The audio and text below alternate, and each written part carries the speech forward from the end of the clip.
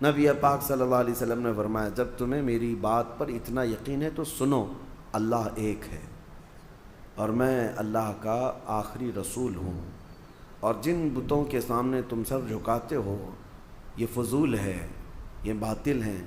تو نبی پاک صلی اللہ علیہ وسلم کا جب یہ اعلان ہوا تو مجمع میں کھلبلی مچ گئی کہ ہمارے پرانے دین پر حملہ ہو گیا، ہمارے دھرم پر حملہ ہو گیا ہے۔ اور پھر اسی مجمع میں سے ایک شخص کھڑا ہوا اور اس نے سخت جملوں میں بات کہا، تباً لک یا محمد الہذا جمعتا، نعوذ باللہ۔ اس نے کہا برا ہو اے محمد تمہارے ہاتھ ٹوٹ جائیں، کیا تم نے اس کام کے لیے ہمیں یہاں جمع کیا تھا؟ یہ بولنے والا حضور صلی اللہ علیہ وسلم کا سگا چچا ابو لہب تھا۔ حضور پاک صلی اللہ علیہ وسلم کو زندگی میں سب سے پہلا برا جملہ کہنے والا یہی شخص تھا، کیونکہ اتنے سالوں میں کبھی کسی نے انگلی بھی نہیں اٹھائی، کبھی نہ اخلاق پر بات کی، نہ کسی نے سخت لہجے میں آپ سے بات کی۔ اخلاق کریمانہ وہ اعلیٰ معیار کے تھے۔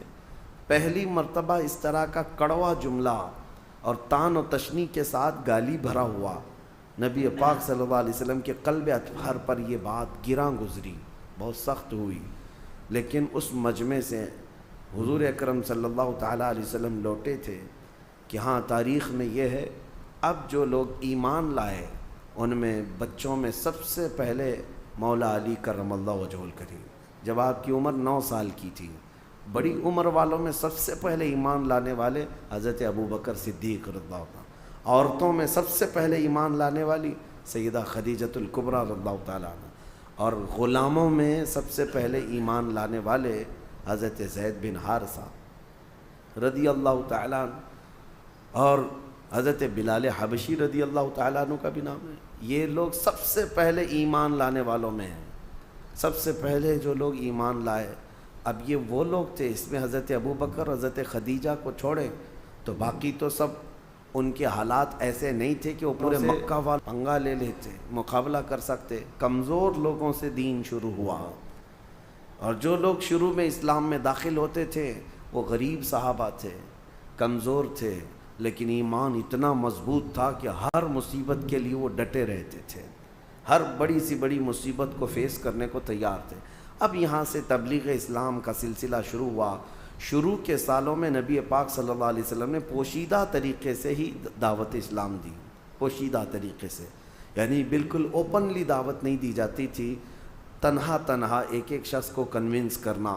جیسے حضرت ابوبکر صدیق کی دعوت پر حضرت عثمان غنی ایمان لائے، حضرت ابوبکر صدیق کی دعوت پر حضرت زبیر، حضرت طلحہ، یہ لوگ بھی ایمان لائے۔ تو یہ جو ایک دوسرے سے ایمان کا سلسلہ چلتا رہا۔ باضابطہ طور پر تبلیغ کب ہوئی؟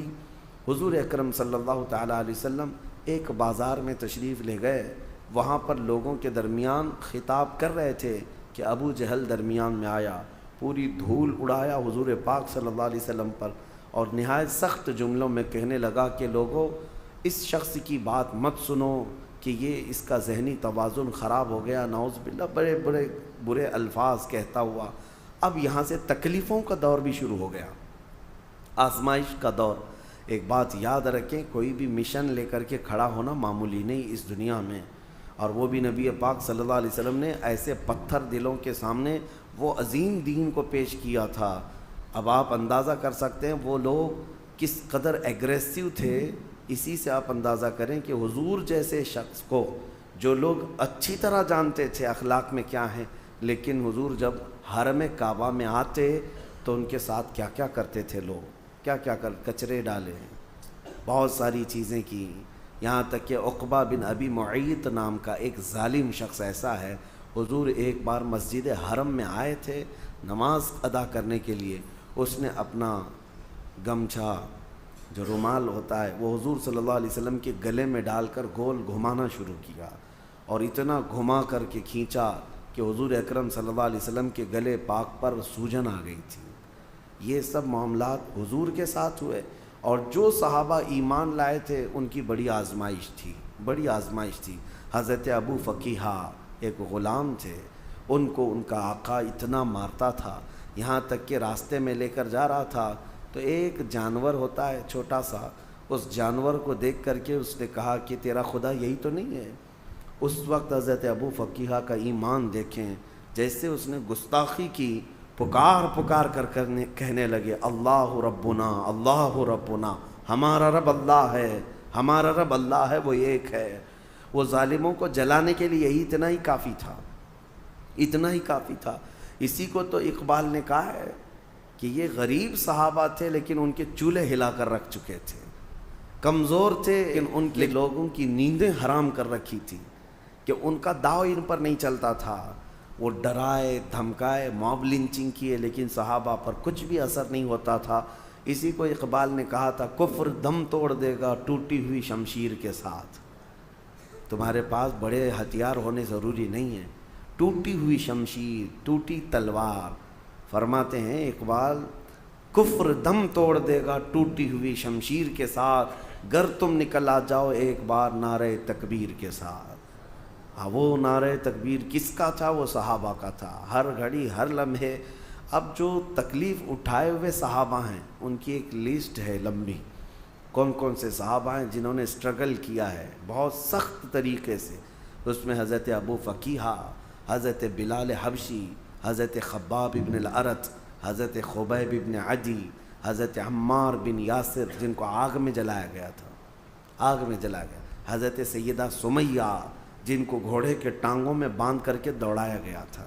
وہ بڑی عمر کی خاتون تھی، ان کی شرمگاہ پر تیر مار کر کے انہیں شہید کیا گیا تھا۔ یہ اسلام کی سب سے پہلی شہیدہ ہے، سب سے پہلے شہید خاتون ہیں۔ مکہ میں یہ جو اسٹرگل کا زمانہ شروع ہو گیا، تو اب میں آپ کو یہاں سٹیپ بائی سٹیپ عرض کروں گا۔ نبوت کے جو سال شروع ہوئے، پہلا سال، دوسرا سال، تیسرا سال، چوتھا سال، اس طرح سے 40 سال کی عمر پاک میں نبی پاک صلی اللہ علیہ وسلم نے اپنے نبوت کا اعلان فرمایا۔ آپ ایک بات یاد رکھیں، فرق محسوس کریں۔ بہت سارے لوگ یہ کہتے ہیں حضور 40 سال کی عمر میں نبی بنائے گئے۔ حضور نبی بنائے نہیں گئے، حضور نے تو فرمایا میں تو اس وقت بھی نبی تھا جب آدم علیہ السلام کو مٹی اور پانی میں گوندھا جا رہا تھا۔ وہ تو نبی اس وقت بھی تھے، اور نبی میرے آقا صلی اللہ علیہ وسلم اولین آخرین سب کے نبی ہیں، لیکن نبوت کا اعلان کرنے کا حکم 40 سال کی عمر میں ہو۔ اس کو ہمیشہ سے احتیاط کریں۔ بعض لوگ ایسی ہی بک جاتے ہیں کہ حضور کو 40 سال کی عمر میں نبوت ملی۔ نبوت ان کی زمانے سے تھی، لیکن اعلان کرنے کا حکم کب ہوا؟ 40 سال کی عمر میں۔ اب یہاں سے دور نبوت شروع ہوا، اب اس کو دور نبوت کہتے ہیں۔ 40 سال پہلے کی جو زندگی میں نے آپ کو رکھا وہ مختصراً وہ حضور کی ایک سیرت ایسی ہے جو آئیڈیل ہے، مثالی ہے۔ بچپنا، جوانی، شادی کے معاملات، تجارت کے معاملات 40 سال کی عمر تک۔ لیکن اب اصل جو یعنی پوری دنیا کے لیے اسوہ حسنہ ہے، جس کو قرآن نے کہا ہے لَقَدْ كَانَ لَكُمْ فِي رَسُولِ اللَّهِ أُسْوَةٌ حَسَنَةٌ، تمہارے لیے رسول اللہ کی زندگی بہترین آئیڈیل ہے، نمونہ ہے۔ اب وہ دور نبوت کو آپ کے سامنے رکھنا ہے۔ 23 سال تک، 40 سال کی عمر سے لے کر کے حضور اکرم صلی اللہ علیہ وسلم کی عمر جب 63 سال کی ہوئی، یہ پورا دور نبوت ہے۔ دور نبوت کو ہم 2 حصوں میں ڈیوائیڈ کرتے ہیں، ایک مکی حصہ ہے اور ایک مدنی حصہ ہے۔ 13 سال مکہ میں دور نبوت کے گزرے اور 10 سال مدینے میں دور نبوت کے گزرے۔ دونوں دور بہت الگ الگ ہے، ڈیفرنٹ ہیں۔ مجھے آپ کو اسٹیپ بائی اسٹیپ عرض کرنا ہے 13 سال مکہ میں کس طرح گزرے۔ پہلا سال کیا تھا، دوسرے سال کون سے واقعات پیش آئے، تیسرے سال کون سے واقعات پیش آئے۔ ہر ایک سال کی کچھ خصوصیات ہیں، وہ انشاءاللہ العزیز آپ کو سلسلہ بسلسلہ عرض کیے جائیں گے۔ مکہ کا دور مکمل اسٹرگل کا دور ہے، یہاں کوئی جہاد کی آیت نہیں اتری تھی۔ 13 سال صبر کیا گیا، ہر چیز کو سہا گیا ہے۔ لیکن جب ہجرت ہوئی، مدینے میں جانے کے بعد اسلامک حکومت اسٹیبلش ہوئی، اسٹیٹ آف اسلام جس کو کہیں آپ، یعنی سب سے پہلی چیز جو نبی پاک صلی اللہ علیہ وسلم نے قانون، پارلیمنٹ، ایک نظام جو قائم کیا وہ مدینہ طیبہ۔ مدینہ کی بھی 10 سال، پہلا مدنی سال، دوسرا مدنی سال، تیسرا مدنی سال، ہر ایک کی خصوصیات ہیں اور ان میں جنگیں بھی ہوئی ہیں۔ ہم اس کو تقسیم کر کے اب اصل سیرت کو یہاں سے آپ کے سامنے رکھتے ہیں۔ روزانہ میں انشاءاللہ العزیز سلسلہ بسلسلہ آپ کے سامنے رکھنے کی کوشش کرتا ہوں۔ اللہ کریم میرے آقا صلی اللہ تعالیٰ علیہ وسلم کی سیرت طیبہ پر ہمیں عمل کی توفیق عطا فرمائے۔ مولا کریم نبی پاک صلی اللہ علیہ وسلم کا سچا عشق اور سچی محبت ہمارے سینوں میں عطا فرمائے۔ وآخر دعوانا ان الحمد للہ رب العالمین۔ صلاۃ والسلام کی ذکر۔